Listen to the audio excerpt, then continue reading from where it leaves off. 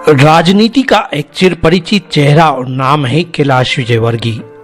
इंदौर की शख्सियत के यूं तो अनगिनत प्रशंसक हैं और समर्थक भी। कोई उनके अंदाज, कोई उनके हुलिये, तो कोई उनके स्वभाव के साथ साथ रहन सहन को कॉपी करने की कोशिश करता है। कुछ प्रशंसक ऐसे भी हैं जिन्होंने सिर्फ कैलाश विजयवर्गीय का नाम सुना, फोटो देखा और उनके काम करने के अंदाज को समझा है, पर रूबरू कभी मुलाकात हो न सकी। उन्हीं में एक प्रशंसक है स्नेहा धामेचा। अपनी कला कौशल के साथ रंग बिरंगे महीन धागों से मन के रिश्तों की भी डोर जोड़कर स्नेहा ने आधुनिक मशीन के जरिए कैलाश विजयवर्गीय के चित्र को साकार रूप दे दिया। वो कहती है कि जिंदगी में किसी मुकाम को पाने की एक कोशिश उसने यूथ आइकॉन कैलाश विजयवर्गीय के माध्यम से की है। विश्वास है कि उसे अपने काम में सफलता तो मिले ही, जल्द ही मंत्री श्री कैलाश विजयवर्गीय से रूबरू मिलने का सपना भी सच होगा। कैलाश विजयवर्गीय जी हमारे देश के लिए भी एक बहुत बड़ी हस्ती है, खास करके मध्य प्रदेश के लिए, इंदौर के लिए। वो इंदौर से ही बिलोंग करते हैं और यूथ के लिए वो एक बहुत ही इंस्पिरेशनल पर्सन है मेरे हिसाब से। तो मुझे लगा क्यों ना एक छोटा सा कंट्रीब्यूशन हमारी तरफ से उनके लिए दिया जाए। मुलाकात तो नहीं हुई है अभी तक, पर फॉर श्योर मैं चाहूँगी कि मिलके उन्हें मेरी तरफ से जो मैंने बनाया है उन्हें भेंट करूँ। हम आपको बता दें कि स्नेहा इंदौर के उस धामेचा परिवार से ताल्लुक रखती है जिसने आज से करीब 82 साल पहले एक छोटी सी मशीन के जरिए स्टिचिंग कार्य की शुरुआत की थी। आधुनिक होते जमाने में समय के साथ साथ काम और काम करने के अंदाज भी बदलने लगे हैं। धामेचा परिवार के योगेश, जो स्नेहा के पिता हैं, उन्हें खुशी है कि परिवार की चौथी पीढ़ी भी अपने पुश्तैनी कार्य को आगे बढ़ाने के लिए उत्सुक नजर आ रही है। असल में मेरे जो दादाजी थे वो बॉम्बे से आए थे, तो ये तब से शुरुआत हुई है, लगभग 1942 से पहले से।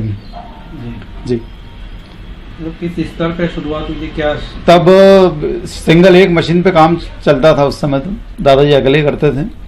फिर फादर ने सपोर्ट किया है पूरा, और उसके बाद में एक पीढ़ी और, अब मेरी नया जनरेशन एक और, 3 पीढ़ी हो चुकी है, चौथी पीढ़ी चल रही है।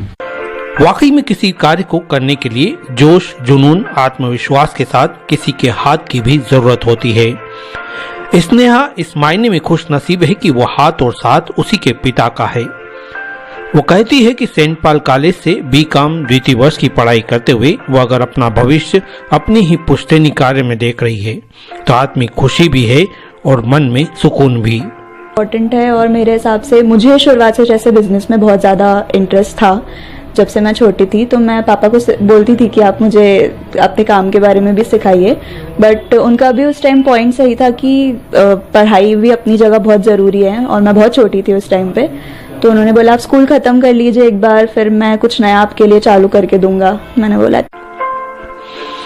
जापानी टेक्निक की जिस मशीन के जरिए रंग बिरंगे महीन धागे किसी तस्वीर को आकार दे रहे हैं, वो मशीन संभवतः मध्य प्रदेश में सिर्फ धामेचा टेलर्स रामबाग के पास ही है। स्नेहा कहती है कि क्रिएटिविटी के जरिए अपने कल्चर को जिंदा रखने के साथ सिर्फ शहर, प्रदेश या देश ही नहीं, विदेशों तक उस कल्चर से लोगों को जोड़े रखना इसलिए भी आसान है कि भारत की संस्कृति तमाम बदलते दौर के बावजूद कभी खत्म नहीं होगी।